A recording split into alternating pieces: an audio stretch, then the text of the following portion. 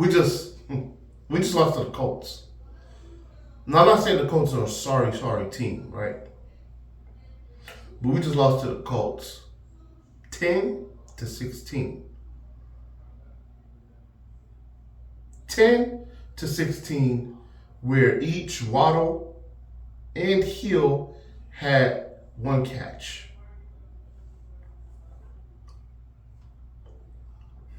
We're 2-4. We suck. We lost our backup quarterback again. This is the second time we've lost our backup quarterback in a game this season, as well as losing our starting quarterback. We suck. We're giving out one blank stare. And I'm going to make sure it's an epic blank stare for you guys. Because this blank stare goes to Mike McDaniel, Chris Greer, Stephen Ross, and whoever else is running this doggone pathetic, raggedy behind, trash behind, football freaking team. Whoever else is running this team, and I don't know your name, you behind the scenes, this is for you too. Blank stare of the year to the stupidest doggone team in the NFL for not having a backup plan for a fragile, doggone, stupid, raggedy, behind, noodle arm, raggedy quarterback in Tua Tagovailoa. Blank stare for all of y'all.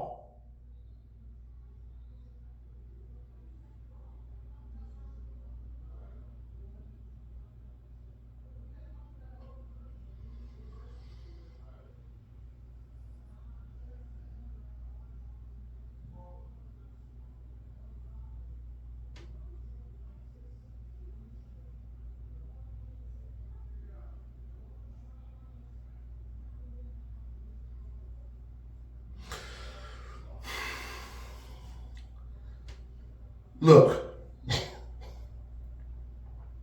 this team needs to blow this season up, package this season up, throw it out the window, pay the littering fine. I do not care.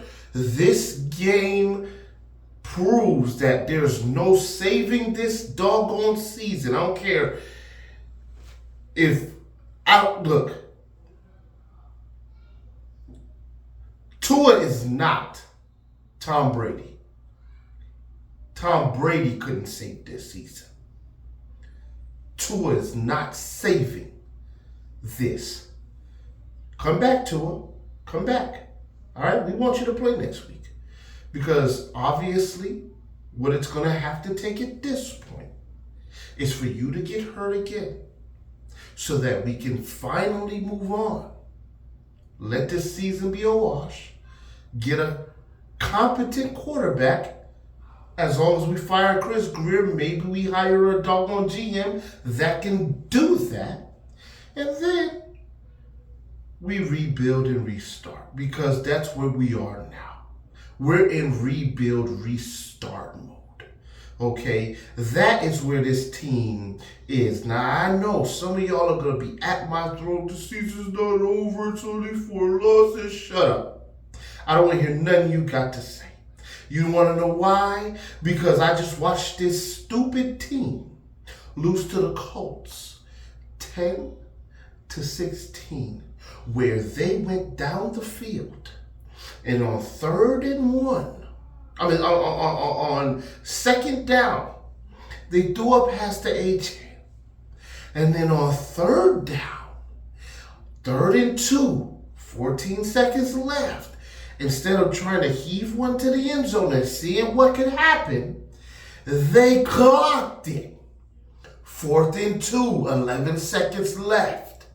Then after that, they throw a ball out of bounds on a failed back shoulder where Waddle, the other receiver who wasn't even being thrown the ball, why Tyreek or Waddle isn't being thrown the ball in that situation blows my mind, is running a 5-yard curl route. Now, let's say he threw that ball to Waddle.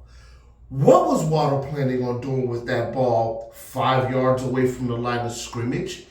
You can't clock it anymore. Why is there any wide receiver in the field of play B for the end zone?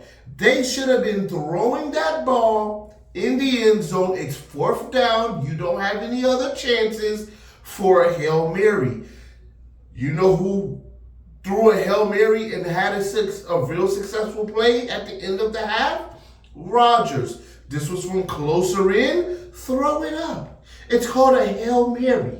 Most of the time you're not going to get it, but maybe this time you will. Why can't we from 30 yards out throw a Hail Mary pass into the end zone?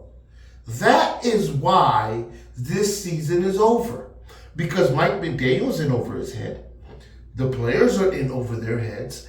And there's no saving the season no matter what you do, because that play would have been done with Tua as well, because they were going to clock it on 3rd and 2 no matter what. Doesn't matter who's in there. They would have clocked it on 3rd and 2 because that's what the coach wanted them to do. And if that's what the stupid coach wanted you to do, and it was a stupid idea in the first place, there's no saving this season. This season's over. It's done. All right? I don't want to hear it. We're not winning enough games to make the playoffs. So we might as well blow this up. I'm not saying fire McDaniel. Let him play the season. All right? Maybe he's salvageable. Greer is not. Okay? Greer needs to go. And I know you're not going to fire a GM mid-season, but Greer needs to go. Honestly, Ross needs to go. But he's the owner. He can't fire himself. He can sell the team. That'll be a start. He sold a percentage of it. That's not enough for me. I need him gone. Maybe he has a plan to get out of there completely at some point. Let his daughter take over. Maybe she's better.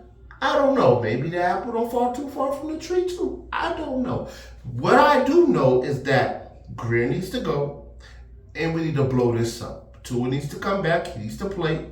All right. And unfortunately, I don't wish injury on no man, but Tua has a history of getting injured. Let's just call it what it is, and he probably will. The probability is high. All right, so if he's going to get injured, let it be early so that we can move on. All right, and then that's it. All right, we're done with the Tua experiment. It didn't work. Joke's on me because I was one of the Tua apologists and believers. All right, I admit it, but I am no longer that. All right, that ship has sailed since the end of last year. All right, so we need to move on. The only way we can move on for real, all right, is if we let Tua go. Mike McDaniel, I'll give him another chance depending on how the season ends up. Tua got to go. Greer got to go. Greer has to go because if Greer can't foresee what McDaniel can't foresee, right? McDaniel couldn't foresee Tua being out and him having to go with a capable backup quarterback, but Greer has to be able to see that, all right? Because Skyler is McDaniel's baby, all right? That's his quarterback that he was grooming. If Greer can't say, dang, that's not good enough, let me at least for the 3rd string backup have somebody on the practice squad that has been doing this for a while, so I can bring him up just in case. If he can't see that, we need to move on. He can't draft offensive line outside the 1st round. He sucks at drafting a lot of positions, really. All right, we're not going to get into it. Greer needs to go. He got to go. McDaniel, you on your way out, and Tua got to go. Because this team is inept. Now, some of y'all will be like, well, this actually really makes a good, this is a good thing for Tua because the team is trash without Tua, and that's the truth too. So all the people that were saying that Tua was being carried by McDaniel and by Tyreek Hill and Waddle, y'all look dumb too now. All right, just like we look dumb for rooting for Tua as long as we did when he ain't that good. Y'all look just as dumb as us because they kind of do need Tua.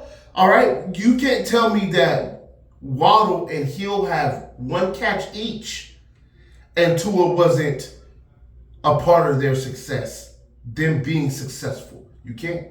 All right, because if they get open and they're so open, why are they not open now? All right, now some of y'all will be like, well, even over the last 8-9 games with Tua, they weren't that good. Yeah, but they were still they were still having 100-yard games though. Waddle would have one occasionally, and Tyreek Hill was having his in the first game of this year. Guess what happened? Tua only played 2 games.